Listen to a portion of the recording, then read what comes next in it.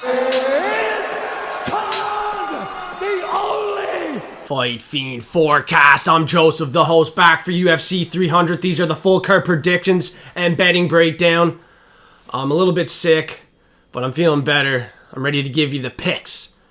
And I'm back from getting baked. I'm a little bit late, but I'm ready to make some cake. Let's go get it, forecasters. I'm not here to waste your time. We're going to do a quick recap from UFC Vegas 90, and we got smoked. I lost all 90 units. One unit for me is only $10, so that's $900. Now I'll pull up some wins from earlier in the week. We're not really down much looking at these big wins from basketball, MLB, NHL. You know, I've been cooking up some good parlays, so we're not hurting too bad. I got the glasses on. The sun is bright. The forecast of the week. I want to see your comment below. Just put hashtag forecast of the week. Give your most confident prop. I got to do a shot of moonshine. I don't know where that went. Oh, there it is. There she is. Greasy shot of moonshine coming up here for Dan Argueta not getting that submission. It was damn close. And then he tapped with 2 seconds left in the fight there. We're going to do a recap. I'll do a shot. I'm not going to do it yet. Like, I need some time to think about it. Gather my spirits, my courage. And everybody grab some liquid courage. Have a drink with me on the show. If you haven't gotten baked yet, spark one up. Spark a blunt up for me. Cheers, everybody. It's one of the biggest cards of the year. I'm going to do a giveaway as well. There's only one fighter on this card that I have their numbered card, and it's Weili Zhang right here. And Tatsuro Taira, his autographed rated rookie, just came in right there. He's not even fighting on this card. I just threw him up there. I'm not going to give away some UFC cards. I'm going to give away Patreon. Absolutely free for the rest of the year. And I'm going to tell you the details soon. So let's get right into this Vegas 90 recap. I don't want to waste your time too long. We had 5 picks wrong. Went pretty good. Bets didn't go good, but the locks of the week. If Walter Walker would have won, I would have made all my money back. Now I had Ignacio Bahamondes. He looked sharp. First round finish. Alex Morono easily beat up Court McGee by a decision, though. I was pretty confident on the knockout. Unfortunately, he didn't get the knockout. He just got the job done. And I thought Walter Walker should have won with the takedowns. 4 out of 5. 7 minutes control time. It's upsetting when it doesn't go your way, but we're going to deal with the losses. Make it a lesson. I hate saying it, but that's all what we got to do. He was debuting. Now we got to kind of stay away from the debut fighters. I did the research. I knew he wasn't going to be the best striker, but I knew he could get the takedowns control. And he had short power. He could definitely knock out Lucas Brzeski, but he was not able to. And his cardio wasn't the best. Walter Walker, we're going to see what happens to him here in the future. It's going to be exciting. The dogs of the week. Wow. Wow, wow, wow. It's time for the shot. Yeah, it's time now. Trevor Peek, first up, you know. I was seeking to lock him in, and I did it. I thought he was going to be the harder hitter. It went the distance. Campbell won. No knockout in that fight. Seen that one coming, kind of, but that's why I went with Trevor Peek. I thought he could get some takedowns, and I thought he would have more cardio, but as we've seen in the Chepe Mariscal fight, Trevor Peek struggled. He struggled once again, unfortunately. I was locked in on that one, and then Dan Argueta. I'll take the glasses off for this one. No, I'm not. I'm not. I'm not doing it. Oh, God. So, forecast of the week was, I'll pull that up too, because Dan Argueta, he was my second dog. My most confident one out of the 2, I would say. And the forecast of the week was Dan Argueta by submission. I'm sorry, everyone. I'm going to do a shot of moonshine. The forecast of the week didn't shine. I want one forecaster. I want all the forecasters to comment their most confident prop at plus money. Okay, that's all what you got to do. One prop, knockout, finish, over-unders, I don't care. Plus money prop, just one. Hashtag forecast of the week. I'm going to choose one of them. It's up to me. It's my responsibility to choose one. Hopefully I choose one that's going to win. That's 3 weeks in a row. I'm very sorry, but now I'm going to pay the consequences. And there's not much orange juice here, so I'm going to be drinking some Rockstar after it. This is going to be dirty.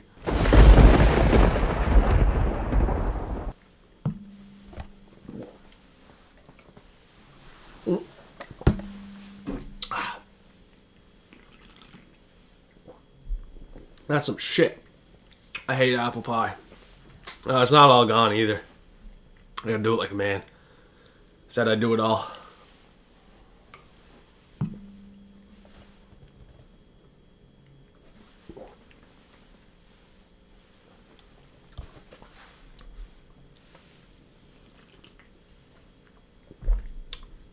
Ugh. Ugh.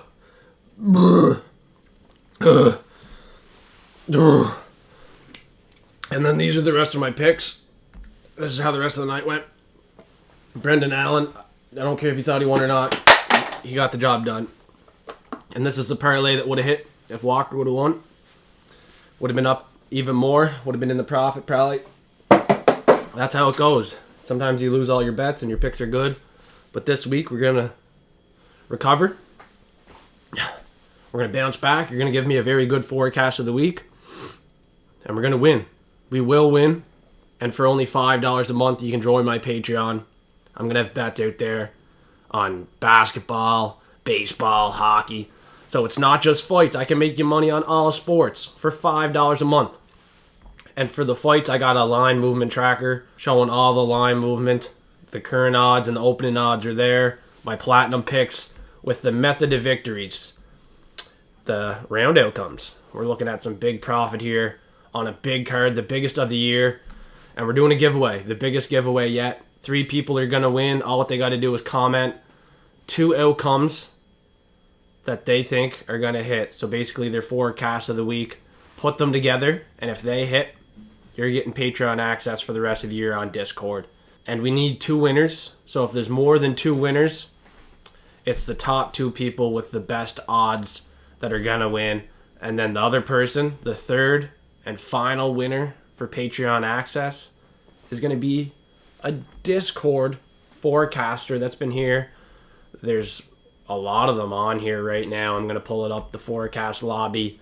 This is for you guys. We got 7 active right now and 171 offline. I'm going to make a channel up. You guys put your 2 most confident plays in here, and one of you will win Platinum members only access for the rest of the year. I'm going to write down all the plays. And if there's more than 1 winner on Discord, and there's not more than 1 winner on YouTube in the comments, I'll go with 2 people in Discord instead. So all what you need to do is comment 2 outcomes that you think are going to hit. I'll give you 2 examples right now. You can go Bo Nickal submission / Pereira KO. Or you could go Jamahal Hill KO and Brundage by KO. You know what I mean? You don't have to put the odds, anything like that. You can if you want to. Doesn't matter to me. You don't have to put hashtag forecast of the week for this either. I will know that you're entering the giveaway just by commenting your 2 outcomes on the YouTube video. This video, not my next props and parlays video. The full card prediction video. And then join Discord, absolutely free. But don't go comment 2 props in there as well. You got a bunch of active forecasters. I know who they are. They're going to be commenting their 2 most confident props here. And I'm going to pick one of them if they win, because I know that they're active and stuff like that. So that's the giveaway. I'm going to give away Patreon for the rest of the year to 3 people. Maybe 2 in Discord that have been active, or possibly 1 or 2 forecasters in the comments on this video will get selected, and they'll have to join Discord. It's not that hard to join Discord.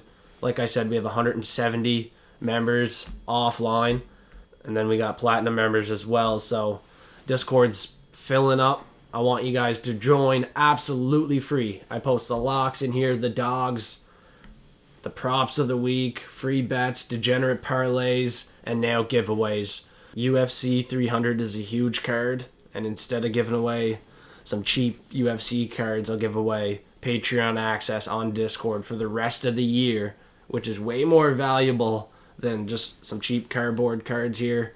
Because I don't have any good number ones yet. I don't have any good autos. I have a couple, but none that are really valuable yet. None worth giving away. I don't have a big collection yet, so I'll just give away Patreon access on Discord for the rest of the year to 3 people. So that's the giveaway, and we're going to get right into it now with the first fight of the night at UFC 300. Deiveson Figueiredo and Cody Garbrandt. This fight is at bantamweight. And this is Deiveson Figueiredo's 2nd fight here now. You know, former flyweight champion. Fought Brandon Moreno many times. And he had to move up. You know, it's tough for him cutting weight at 36 years old. Cody Garbrandt tried to move down because he was losing a bunch at bantamweight. And then he got knocked out to Kai France. Now, Cody Garbrandt has been knocked out 4 times out of his 5 losses. His chin's kind of questionable, and although his footwork is phenomenal, in and out movement, side to side, good combinations, great wrestler as well. 350 underdog is kind of concerning here. Money's coming in on Figueiredo, former champion of the flyweight division. I gotta agree. The dude is dominant. He has takedowns as well of his own. He has good submission attacks. On the feet, he has high volume, accuracy. He knows how to win. He's been a champion. He has great cardio. He doesn't have to cut all that weight anymore. And when you've seen Cody cut the weight, he got knocked out at flyweight. So this is a great matchup. Cody's going to be his own weight. Figueiredo is going to be his own weight. And at the end of the day, Figueiredo has more experience. He's more seasoned. And he's relentless. He's looking for his second win at bantamweight here. Like I said, this is his second fight. His last fight, he figured things out against Rob Font, got the unanimous decision win. In this fight, I could see a decision again. But I do think he will win with high confidence. If not, he could definitely crack the chin of Cody Garbrandt. I'm not looking to play props on this fight for sure. First fight of the night, it's going to be entertaining. I think it will be back and forth. I don't think Cody Garbrandt will look like a 350 underdog. I think he's going to look more like 250, 240, 225. I don't know. It's going to be a little bit close at times. But for the most part, Deiveson Figueiredo will dominate this fight. Win it by a decision, if not finding the knockout in the second or third round. Figueiredo's to play all day long. I love the Brazilians on this card as well. And if you join Discord absolutely free, I'll have my locks with descriptions out as soon as this video is done and uploaded to YouTube. I already got the locks out there on Patreon. Early access, the bets for the locks already out there. So let's go. Let's make some money this week. I think the Brazilians are coming through. And next up, we got Bobby Green and Jim Miller. This fight had me doing a lot of tape study, a lot of research. I posted my picks and I had to change a couple right away. So if you're on Patreon and you've seen the picks change within 5-10 minutes, sorry for that. I have to go with my original feeling since I seen this fight get announced here. I have to go with Jim Miller. He was on UFC 100, 200, now 300. I said in that Gabriel Benitez fight, he's going to win this fight and he's going to be on UFC 300. Now that he's here, I can't go against him. Looking at Bobby Green, we tried to go against Jalin Turner, take the Bobby Green train, and we got smoked in the first round. Now, Bobby Green's 37. He got a big knockout win against Grant Dawson in the first round, and then he's coming off a first round knockout loss. His cage time, he hasn't seen much of it lately. At 37, I don't love it. Now, you look at Jim Miller, he's went to the third round with Gabriel Benitez. He went to the second round with another stud. He's finding the finish against his opponents. Rather if they're high level or not, Bobby Green just has not been in the cage very much in his last couple fights. And in his last fight, he got hit bad. And the ref should have stopped it earlier. He wore some damage. That was 4 months ago. Jim Miller is a crisp and clean striker. I think he's going to find a shot that sleeps Bobby Green. I don't like going against this guy, Bobby. He keeps his hands low. He can be accurate with high volume, but at the same time, fighting with your hands down low, and you're pretty much the same age as Jim Miller. Jim Miller has a great record as well.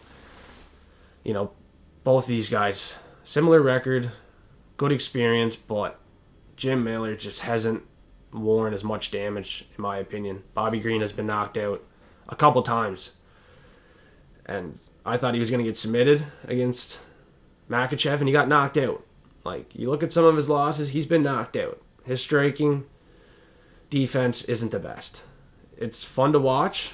He's entertaining, but I don't know how he knocked out Grant Dawson in the first round that easy.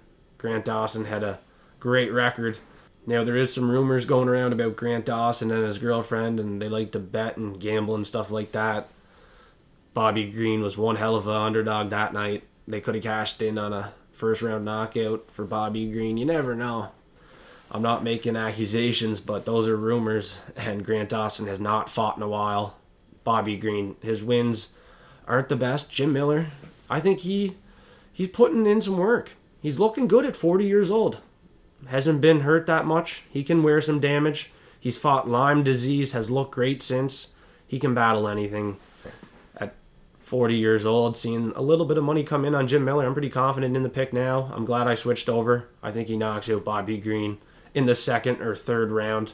The king is going to get attacked by a lion. at UFC 300. Jim Miller, coming off 2 wins. He's looking to get 3 in a row, and I think he does it. He has momentum on his side. Bobby Green coming off a loss 4 months ago where he got hit multiple times, unanswered and unneeded. I don't think he's going to last the whole 15 minutes with Jim Miller, who's going to be buzzing for a win here. And next up, we got another buzzsaw fighter, Jessica Andrade, and she's fighting Marina Rodriguez, who just got the knockout in the 2nd round in a rematch fight against Michelle Waterson, who's old, not that great. I knew Marina was going to win. I was looking to play the knockout prop on that one. Marina Rodriguez is 36. Now, she's fighting Andrade with a 5-inch height advantage, 3-inch reach advantage. She could stay at distance and win a decision. It's a women's fight. You never know. She's a $2 underdog. It's not as wide as you would think. I think the price is great for Jessica Andrade. She has great experience. She looked good in her last fight too, getting the win against Mackenzie Dern.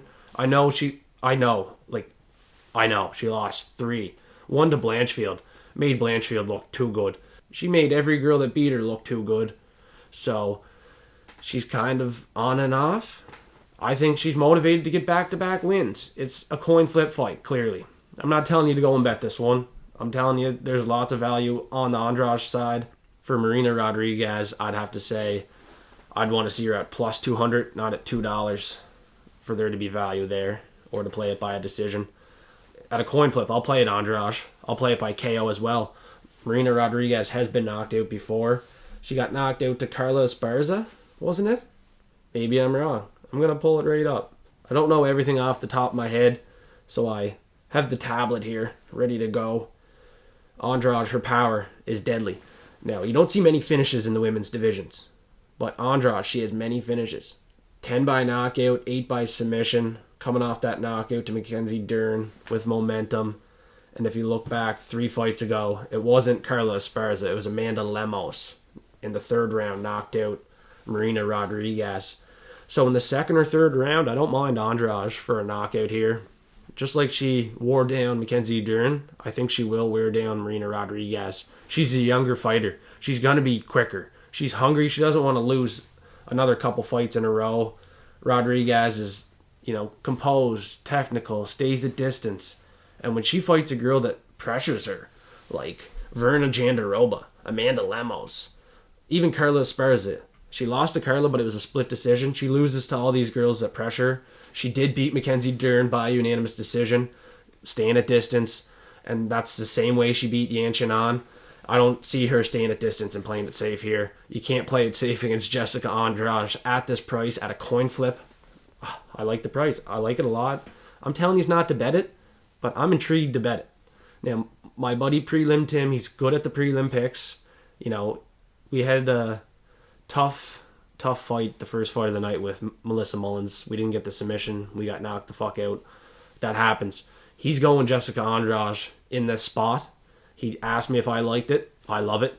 That's his first bet of the week. I might tail along with him. I'm not really looking to bet many women's fights unless they're like a good underdog and I see them having a chance. It's like a systems play. Like we should have took Nora Cannoli. I had low confidence in Melissa Mullins.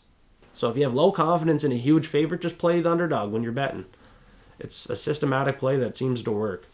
But in a coin flip fight, just go with who you honestly think's going to win. I'm going Andrade, knockout. And so is Prelim Tim. Credit to him. We're going to bounce back big on this card. And Andrade is looking to bounce back big. She lost 3 in a row. Got finished in every single one of them. Submitted twice. Knocked out in the first round to Yan Xiaonan, who's now fighting for the belt. But after that last fight to Mackenzie Dern, she's ready to go. She's equipped too. She's going to pressure Rodriguez against the fence, find a knockout finish, throw with way more accuracy and volume and speed. She's 32. She's younger. Being 4 years younger, being the smaller girl, packing a harder punch on a big card like this, I'm riding with Jessica Andrade.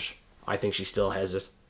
And next up, we're taking a look at a lightweight bout now between Renato Moicano and Jalin Turner. Turner just knocked out Bobby Green. Bobby Green's 37. His striking defense isn't great. His hands are low. Jalin Turner set up that knockout, no problem. He has a reach advantage against most fighters, but his cardio is questionable. You seen it against Dan Hooker. Second and third round, he started to gas out. Hooker had a broken hand, stayed in the fight, won the fight. Jalin Turner, man, I like him a lot. He's one of the biggest fighters in the division. Huge reach advantage, but he cuts a lot of weight. In the second and third round, if it gets there, it gets greasy, and it gets tough for him.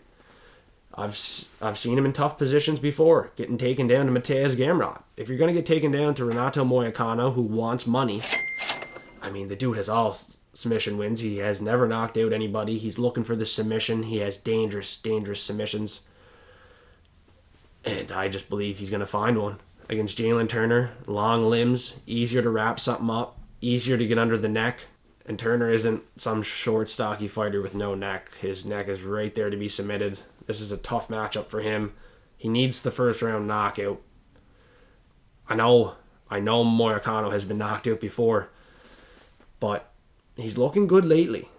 In a loss, 5 rounds to RDA, he lost a decision there. His striking didn't look the best, but he's so hungry. He wants some money. I gotta believe in the underdog at plus 200. I gotta find some underdogs on this card. I'm not gonna have many. I got 2 or 3. He's going to be one of them. I think Moicano is a great pick. 6 years older. He has some experience. He doesn't have a reach advantage. You know, this is a good matchup. It's an exciting fight. I just can't trust Jalin Turner's cardio. I can trust Moicano in the second and third round to grind it out. Relentless guy, too. I'm going with a lot of Brazilians on this card. I think they are going to shine. The Brazilians are going to shine. They're coming to bang.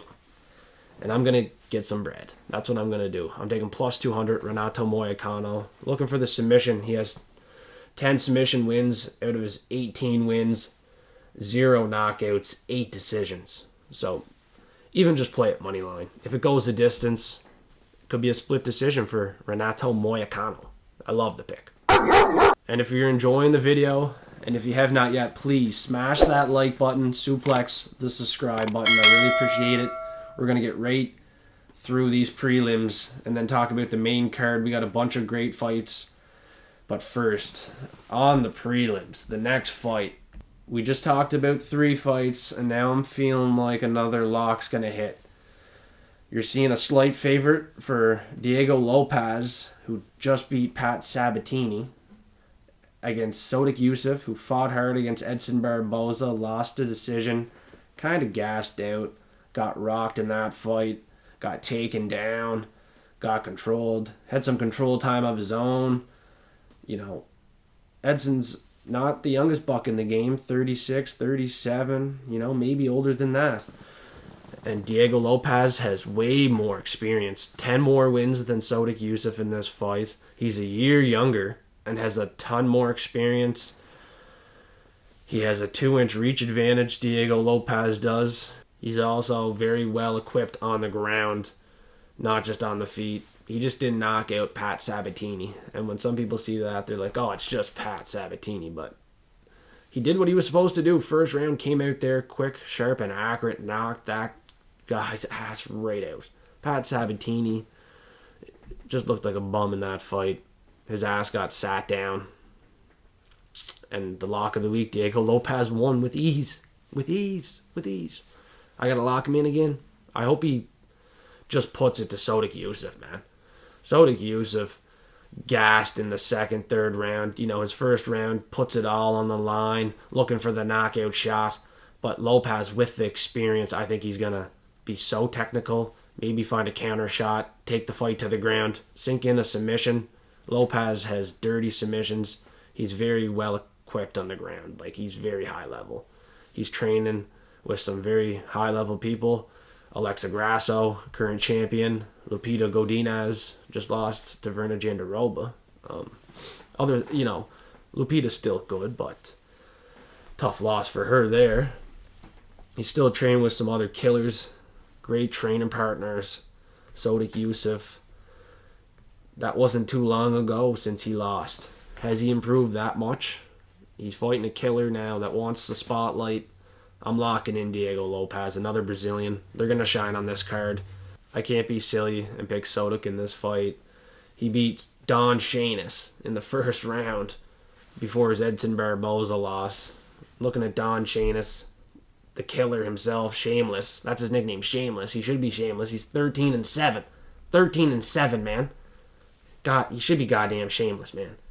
So that's Sodiq Yusuff's competition before his Edson Barboza loss. I mean, Diego Lopes is fighting higher level guys. Pat Sabatini is higher level. Gavin Tucker is higher level. Gavin Tucker's fucking 13-3 with 6 submission wins. Yeah, and fucking Lopes submitted him in the first round. You look at Pat Sabatini. Sabatini has tons of submissions. Sabatini isn't the best. Got knocked out 3 times out of his 5 losses, but he's 18-5. You know, Lopes is coming in there and putting in easy work in the first round. Sodiq Yusuff is going to get smoked in this fight. I'm going with the Brazilian. You know, I got to explain myself a little bit. I am super confident in this pick, in the lock, in all 3 locks. I got one more coming up as well. I think they're absolutely going to win, and I might have to double down on my bet, honestly. So get in Patreon right now. It's only $5 a month. I have a bet down for the locks, but I'm looking to double down. I'm getting more confident as I do these predictions right now. Right here, right now, I'm getting more confident. Sit back, relax, enjoy the show. You know, crack a cold one as well. Don't be afraid if you have to miss a fight or two. You have to run out to the shed and have a smoke either. This is the fight to do it here. You got Holm and Kayla Harrison. Now, don't even think. Don't even think. You know what I mean? Don't even think about betting this. Don't even think about it. Not on the underdog. She's 42 years old. Don't bet on Holm. Okay? Don't do it. That no contest? Yeah, she got submitted to Mara Buena Silva pretty quick and easily in the second round. She's 42 years old. Fighting a high level fucking grappler. Judo fucking gold medalist. Fucking 3-time world champion. Kayla Harrison from PFL. She's coming for a belt. She's going to run right through Holm with the takedowns, control time. Probably search for a finisher with the fight. If she doesn't get it, she's going to win a 30-27 decision. Holm, to be honest, will get submitted again on the feet. She's not bad. She has high output, good accuracy. She isn't easy to take down, but if anyone's going to do it, it's going to be Kayla Harrison. Kayla Harrison is going to have some of the best takedowns that Holm has ever seen in her life, and she won't be able to stop them, in my opinion. The line says that. Now, we've seen with Johnny Walker's brother, he didn't look like a 4-1, 5-1 favorite. I locked him in. I thought he would. I'm not telling you to lock in Kayla Harrison. I'm not betting on her either. Holm could win a greasy-ass decision. You never know, right? At this price, you never know. We don't know that much about Kayla Harrison. She just fought Aspen Ladd, and before that, she lost a decision, right? I'm just assuming at 42 years old, Holm's going to get taken down and probably submitted or lose a 30-27 decision based off her last fight and based off she doesn't really do much in her fights anyway. She just paces her way to a decision. Kayla Harrison's going to be relentless, powerful, and she is not going to want to lose her first fight in the UFC. She's not going to want to lose her second fight ever. I mean, she's 33. The time is now for Kayla Harrison. She's looking for a championship. She's going to run right through Holm. And even though she just lost her second last fight, the girl was a beast. And that girl probably would have eat Holm for breakfast. So, Kayla Harrison should be the pick. I would think she's safe to parlay as well. Please don't bet on it, though. Don't put it in the parlays. Like, just don't do it. Do not do it. And don't even think about a Holm pick. At plus 350, it's not worth it. Trust me, she's 42 years old. At the end of the day, it's Kayla Harrison or nothing for me. And next up, we're taking a look at the featherweight debut of Aljamain Sterling against Calvin Kattar.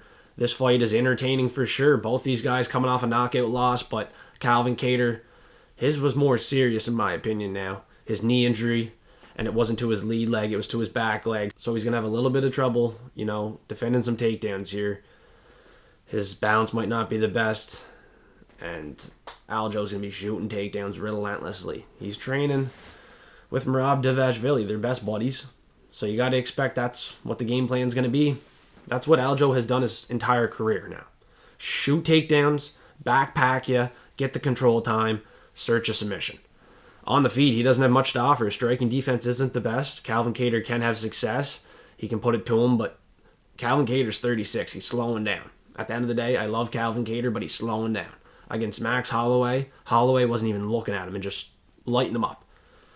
That's not a good look. That's not a good look, buddy. Now, in some of his other fights, he looked decent. He got the win by a decision, but Aljo moving up, not having to cut weight. He's going to feel comfortable. He's going to be moving quick, and he should be able to get the takedowns with ease. He should be able to get control time with ease. A submission, possibly, but I don't think so. Calvin Kattar is very tough. He can survive this fight, and Aljo is going to have to win it by a decision. Maybe a boring decision. Maybe on the feet it's close and Calvin can stuff those takedowns. I'm not overly confident in the pick, you know what I mean? I got to ride with my boy Aljo, though. I had him against Sean O'Malley, and he got sparked in that second round. Wore some bad shots, turned his back. I mean, wasn't a good look for Aljo. Same thing could happen here, but I got to trust in the Funk Master in this fight here, in his debut at featherweight. He put a pace on Henry Cejudo, took the Olympic wrestler down multiple times, made him look kind of silly in that fight. He did knock out TJ Dillashaw, who was hurt in that fight. Don't forget about that. That wasn't some big knockout win for Aljo. That was a very rare situation where TJ Dillashaw had a bad injury in that fight on his shoulder. Probably should not have fought. Honestly, it required immediate surgery. I don't know why he fought. He was a dumbass. Got finished. Made him look stupid. Now you're probably not going to see him fight again. He made his shoulder way worse, I'd say.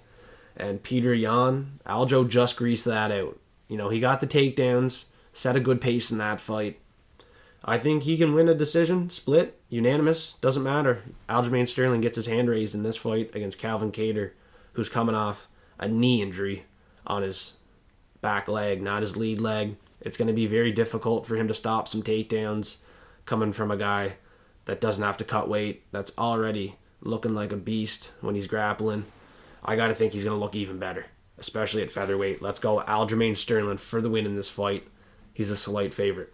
And the next bout on the card, we got Jiri Prochazka and Aleksandar Rakic, light heavyweight bout. Now, wow, this is going to be a banger. I'm not looking to invest. Not whatsoever. These two are going to throw down. I think the fight does not go the distance, though, if you're going to do anything with that. I mean, Jiri Prochazka coming off a loss to Alex Pereira. He didn't look great when he got knocked out, but he probably deserved a couple more seconds. It was a little bit early. He did get caught. He might have went out for a second, but I don't know if it was enough to stop it right away. And Rakic, he's another guy coming off an injury to his knee to Jan Blachowicz. Blachowicz threw some heavy kicks, and Rakic was throwing some heavy kicks too, but Rakic's leg gave out. Now, maybe it was Rakic's kicks that made it give out, because it was kind of weird. Blachowicz never threw a kick or anything like that. Rakic just walked backwards, and his leg gave out, so I don't know if I trust his fucking legs in this fight, and it's kind of important to have your legs underneath you at 205 when you're going to be throwing hands with Jiri Prochazka, whose movement is insane. You know, he's going to be here, there, left, right, backwards, forwards. I mean, he's everywhere. He's up, down. I mean, he's so wild. He's plus 100, and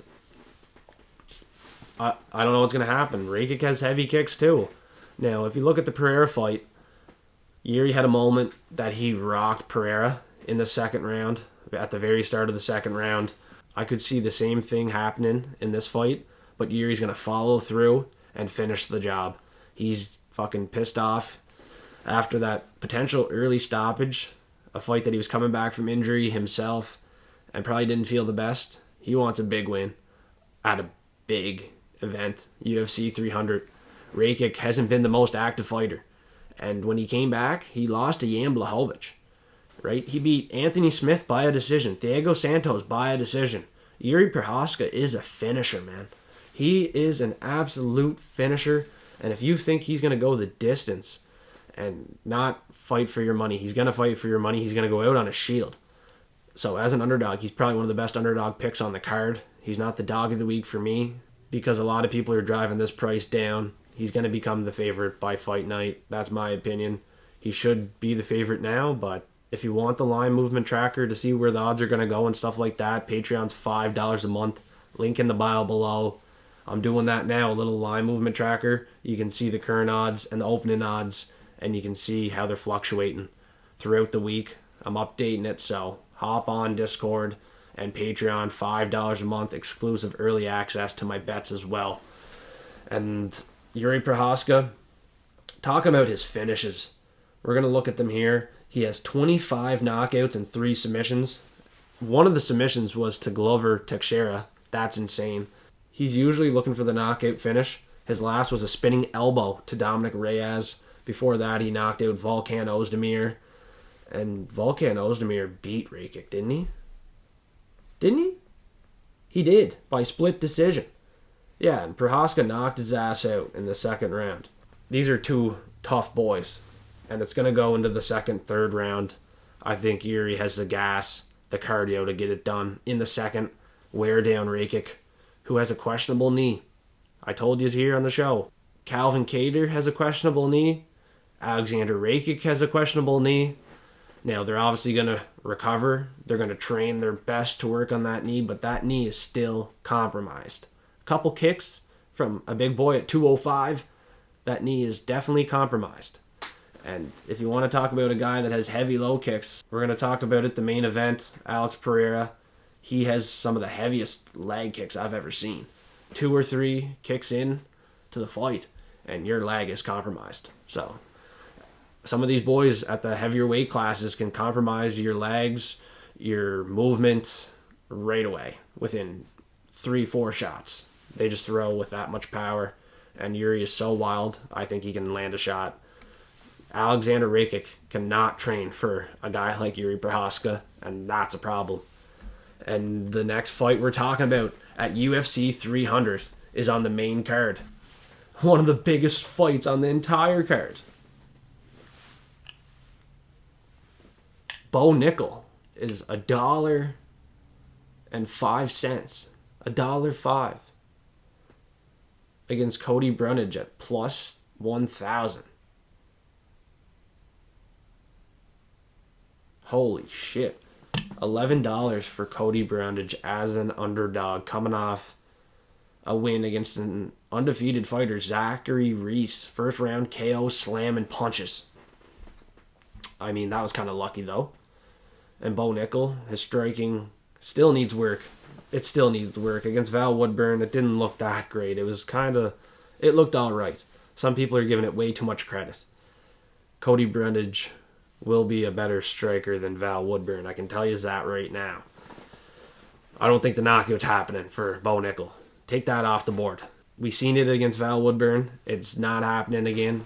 I'd say Bo Nickal goes back to what he does best in a kind of tough matchup, maybe. Cody Brundage, he's no joke. Like, he kind of is, but he gets his wins. He greases them out. 10-5, I mean.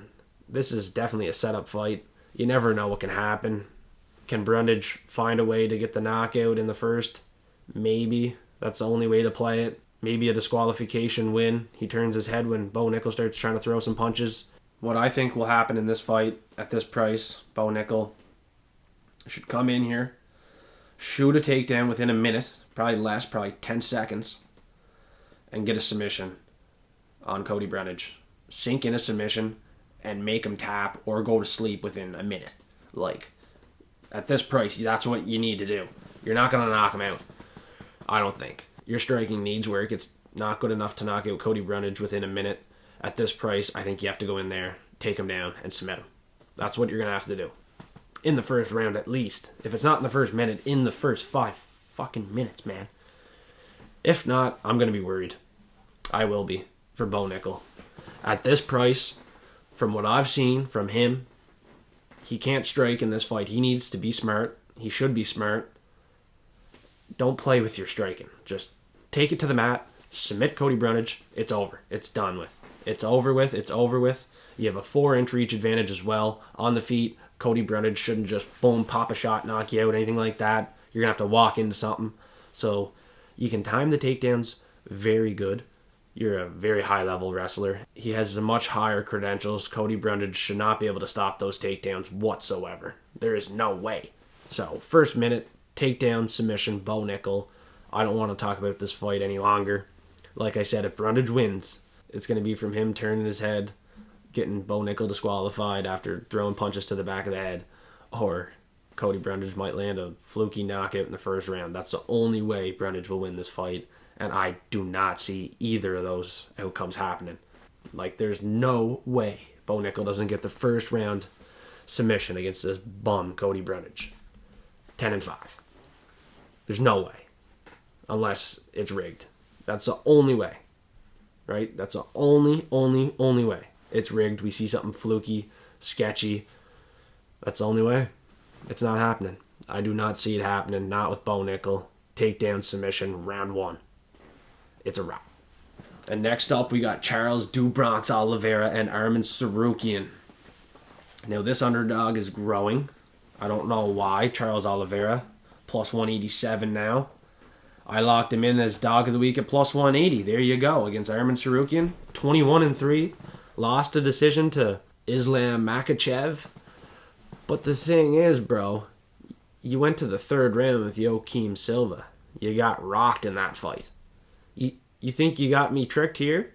You just came off a quick win against Beneil Dariush. I don't love the in-and-out first-round knockouts, to be honest with you. Looking at some of your other fights, you got taken down and controlled to Mateusz Gamrot and lost a decision there. So if Charles takes you down, which he probably won't, I think you might try to take him down. That's not a good thing. Charles is going to be a very good grappler. He's super dangerous. And it's not going to be a fight that you want to take Charles down. Knowing that Charles has a better BJJ, he can submit your ass. He's going to try to keep this fight on the feet. And what happens when he keeps it on the feet with a guy in the top 5 at lightweight? Charles Oliveira, former champion, was supposed to fight Makhachev in a rematch. I mean, look at what happened to Michael Chandler, Justin Gaethje, Dustin Poirier. Some of the guys in the top 5, top 10 in the lightweight division cannot hang with Charles Oliveira. He's proven to me that his striking is very good and crisp and clean, has a lot of power, and his submissions are super dangerous. Arman Tsarukyan, if Joaquim Silva is putting work on the feet, making you uncomfortable, making you look a little wobbly on your feet, I think Charles will find your chin and shut the lights out. And I wouldn't be surprised if Tsarukyan even shot a takedown after getting hit really hard, and then Charles Oliveira sinking in a guillotine choke or an arm triangle, something like that. Looking at his submission wins, his last 2 were by rear naked choke, but before that, he had a 3rd round guillotine against Kevin Lee. He had an anaconda choke. He had another guillotine against Clay Guida. He has a lot of rear naked chokes as well. So Do Bronx can do a lot. 21 submission wins out of his 34 wins, 10 knockouts, only 3 decisions. I'm looking to play Charles Oliveira inside the distance against Arman Tsarukyan. Tsarukyan, although he has decision losses to Islam Makhachev, Mateusz Gamrot, I feel like he has been a little bit fraud tested before. He's proven to us that we got to be very careful. Against Joaquim Silva, he got rocked. He didn't look the best. He found the 3rd round finish, but I was very, very worried in that fight. I believe Do Bronx is coming out here looking career best against Arman Tsarukyan at plus 187. We're getting incredible value. There's no way I'm getting tricked into this favorite here, Arman Tsarukyan. I'm going with Do Bronx, Charles Oliveira, and make him my most confident dog of the week. I got 2 of them once again. They're going to be in Discord. They're already in Patreon. The bet for both of my dogs are in Patreon already.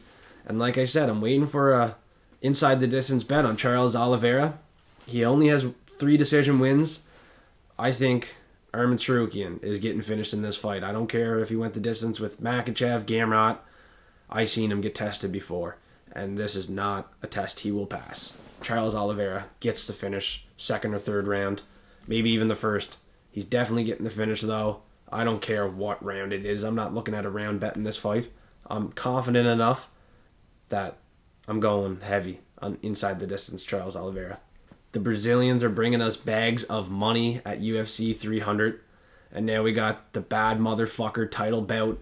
And there's no Brazilians in this fight here, so we got 2 Americans, Justin Gaethje, Max Holloway. This fight, holy smokes, this is hard to predict here. I got 2 of my favorite fighters I can't even make a pick here, to be honest. I can't. Like, it's so hard to. People are saying they're confident in Max as an underdog, and I'm like, confident in Max as an underdog moving up to 155? What are you smoking? What kind of weed are you smoking, man? Give me some of that. You know, Max is one of my favorite fighters too, but to think he's a confident pick in this fight against Justin Gaethje, the fuck you smoking? You know what I mean? What the I think Justin Gaethje as a favorite, man, pushes a great pace, cardio, pressure. He doesn't get takedowns, but we don't need the takedowns. We're not seeing guys get takedowns in control time win fights lately. What happened to Walter Walker? Takedowns, control time doesn't really mean shit. So why do I talk about it? Because that's what some of these fighters do. That's what they do. Are they going to win doing that? Probably not. They're going to pick the striker. That's what they have been doing. Now, Justin Gaethje, is he the better striker than Max Holloway? It's hard to say. Max Holloway has high volume. You've seen it against Calvin Kattar. Lighten him up without even having to look at him. Many other fights, you see him putting up the numbers on the strikes. High volume, high accuracy, winning fights by a decision, knocking guys out. Just like the Korean Zombie. Knocked him out in the third round. Put the pace on him. But these are guys at 145. These guys are the Korean Zombie who are retired now. And Gaethje just knocked out Dustin Poirier by head kick. Phenomenal head kick. Slept him. That was a competitive fight. Gaethje looked very good. And when it mattered, he shined. Now, Gaethje has only lost by submission to Charles Oliveira, Khabib. Max Holloway has a couple submissions. I do not see that happening. I would never think of sprinkling that. I think Gaethje can put the pace on him, stop any takedowns, and be more defensively sound. Max Holloway has wore some damage. He lost some fights at 145 to Alexander Volkanovski, where Volkanovski just outstruck him in some fights. Just had enough volume. So if Volkanovski's doing that, I'm going to trust in Justin Gaethje to do that. Justin Gaethje had a close fight with Michael Chandler, rocked him, had phenomenal accuracy with high volume in that fight. You're looking at some other fights here where he's looking phenomenal. He's knocking a lot of guys out as well. Coming into the UFC, he was sleeping guys. It was really hard to get past Justin Gaethje. Now, the only people that have were Khabib by submission in the second round, Charles by submission in the first round, Eddie Alvarez by a knee in the third, and then Dustin Poirier in their first fight in 2018 in the fourth round. So Gaethje has been in some wars as well. In the rematch against Poirier, which was his last fight, he looked phenomenal though. Found the head kick. We're not going to see the head kick again, but, you know, in the Fiziev fight, he put the pace on Fiziev. In the second and third round, he pressured him. He has phenomenal accuracy, and I just see him landing some big shots on Max Holloway. When it goes deep, it's a 5-round fight. It's going to go to the fourth and fifth, most likely. Holloway never knocked out. Gaethje's been knocked out before, so I do see why people would think Max is a good pick. But I trust Gaethje's durability. I don't think Max's power is going to transition like people think it will, moving from 145 to 155. That's not really how it works. You see, if Gaethje was to move down to 145, maybe you would see Gaethje start knocking guys out left, right, and center in the first round, right? A 155 are moving to 145. But when you see a 145 are moving up to 155, it's a little different. So that makes me think this fight goes the distance. It's the fight of the night. It's back and forth. And the better man will win. With a slight lean, Justin Gaethje. It should be pretty well a coin flip. But for some reason, Gaethje is a pretty sizable favorite. I gotta agree. He's the original 155er. He is the bad motherfucker. Rightfully so. In his last fight, he proved it. He has to prove it again against one of my favorite fighters. And I don't know why people are so confident in Max Holloway. Maybe they're a little bit biased, but I'm going to be honest. I got to go Justin Gaethje. He's trained at Elevation as well in Colorado. He has no problem going 25 minutes. And the first title fight of the night, we got Weili Zhang and Yan Xiaonan. And this is going to be a back and forth fight. But Xiaonan's coming in as a plus 350 underdog coming off a first-round knockout win to Jessica Andrade, who's on this card, who's a confident pick for me, you could say, on this card. Now, could she upset the dominant champion, Weili Zhang, who just dominated Amanda Lemos, who's looked phenomenal throughout her career? I mean, she did lose the championship belt to Rose Namajunas, but she got it back. She won her last 3 fights. You look at her second last fight to Carla Esparza. She found the second round submission there. She looked very dominant. Yan Xiaonan, is she going to get finished? She got finished to Carla Esparza by ground and pound in the second round. And that was only, 2021. That wasn't too long ago. 3 years ago. She beat Mackenzie Dern by a majority decision. I think she's going to get knocked out in this fight. I think Weili Zhang is levels ahead of Yan Xiaonan. Like, I know Yan Xiaonan's not going to win this. She's going to get knocked out or submitted, or she's definitely losing for sure. I'd look at a finish bet for Weili Zhang. It's just an interesting fight because they're both from China. Like, have they ever trained together? Are they friendly with each other? Like, is Weili going to go easy on her? Like, I got a little bit more digging in and research to do on this fight. I wasn't overly interested in this title fight or co-main event. It's an interesting one. Obviously, they're both from China. They're both very good in the division, but Weili Zhang is just here, and Yan Xiaonan is like here. You know what I mean? So the odds explain this one for sure. Weili Zhang should be safe to parlay, and it's a lot more confident of a pick than Kayla Harris at this price.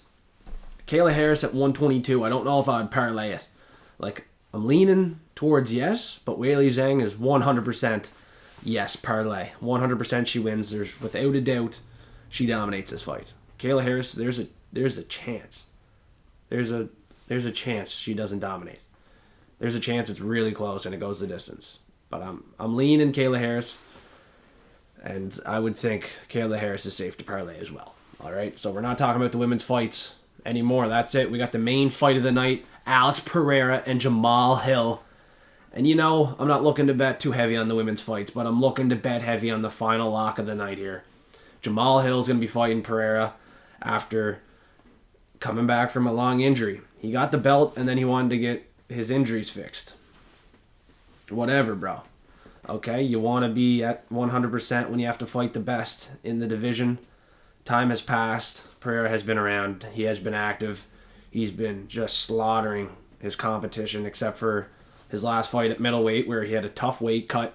He had his mind set on lightweight, so I think he was kind of taking a dive against Izzy in that last fight. Now that he's at light heavyweight, though, he's 36. He wants to get a couple dominant wins. Then it'll be time to hang him up. He had a long kickboxing career. He's going to be the much better striker. His takedown defense is phenomenal. And if you look at that Jiri Prochazka fight, just rewatch it, as you should if you're doing some big bets on this fight night. He had a deep submission in on Jiri Prochazka. Now, someone's going to be commenting saying, Pereira could get that submission. He could get it. The chances of that aren't going to be great. The odds are going to be phenomenal. It's probably worth a sprinkle, okay? It's probably worth the sprinkle. The submission looked tight. But Jamahal Hill, he was in some deep water against Glover Teixeira, I guess, at some points in the fight. But I got to think his striking defense is going to slack a little. And that's where Pereira will take advantage. He's going to land another knockout in this fight. He's one of my most confident picks on this card. Now, he's just levels ahead of Jamahal Hill. Jamahal Hill, I know he beat Glover, but Glover's getting older. I know I had Glover in that fight, but Glover's gone now. And the reality is, Pereira's coming for revenge. And rather if you like it or not, rather if you've been sleeping on Potan or not, he has some of the heaviest leg kicks I've ever seen. Within 5 kicks, the leg could be compromised for Jamahal Hill. Now, his injury, he's saying he's good to go. I'm thinking he took the fight a little bit too early, though, right? They had to make some moves to make this card happen. Maybe he was one of the guys that had to come in a little bit earlier than he would have liked. He says he's ready to go. Some of these guys coming back maybe a little bit too early from injury than they would have liked. It's UFC 300. They had to make some stuff happen. Now, I'm not just jumping to conclusions. At the end of the day, I'm still picking Alex Pereira all day long. All day long. The experience has to go to the Alex Pereira side. Jamahal Hill beat Diego Santos, Johnny Walker, Jimmy Crute. You know, not the highest caliber of guys compared to Israel Adesanya, Jan Blachowicz, Sean Strickland, Jiri Prochazka in his last fight. Poton's been put to the test, and he's passed every single time, except for the one time that he had trouble cutting weight and he had his eye set at light heavyweight. That's literally the only time. He was focused on moving up a weight class. He had trouble cutting weight. He had to cut a fuck ton of weight. If you look at him at 205, you're like, how did he make 185? That's the question. How did he make 185? No clue. So he's at 205. He's going to dominate once again. He's going to be the people's pick. He's a slight favorite. Some sharp money coming in on Jamahal Hill, but it's all right. The forecast is telling you Pereira is a lock of the week. And at this price, and at Diego Lopez's price, 172, I'm telling you, with confidence, they are locks of the week. Lock them in. Lock in Deiveson, Figueiredo, and you're looking at your 3 locks of the week. The 3 Brazilians are going to shine and bring us bags of money for plus 290. And like I said, I have a bet on this already. I'm looking to double down. So for $5 a month, hit the link in the bio below. Join Patreon. Get early exclusive access to my picks with the confidence levels, method of victories, round outcomes. You will be able to see each and every bet early. You can see the locks and dogs, the props early, full descriptions, the line movement tracker. We're here to make some money. That is what we are here to do. We lost $900 at UFC Vegas 90, and I'm not even mad because we won $4,000, $5,000 the week before on basketball, baseball, hockey. Like I said, for $5 a month, I'm going to make you some money. So you don't have to tail each and every bet. Take the parlays and bets you like.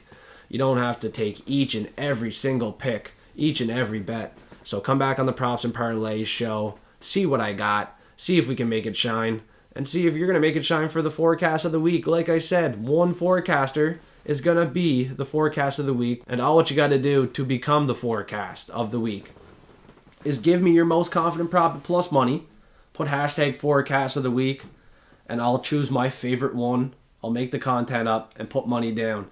You seen me at the start of the show do a big greasy moonshine shot because the forecast of the week didn't shine. Me and Danielle Brooks thought Dan Argueta could get the submission. He almost did. It was a great play. It was definitely a good bet, but it didn't hit. It didn't shine. So I took a moonshine shot. This week we're coming back, ready to attack and get back in the win column. Danielle Brooks, she was determined. She was close. She will make a return, but it just wasn't enough, and that's all right.